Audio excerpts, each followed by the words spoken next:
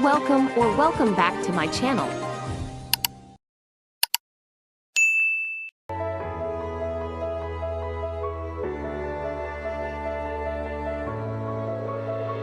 Rufa Gutierrez nag-celebrate ng kanyang 49th birthday nito lamang June 24. Nakisaya sa kanyang birthday ang ibang kaibigan sa showbiz. Ginanap ang birthday ni Rufa sa Tipsy Pig sa Alabang.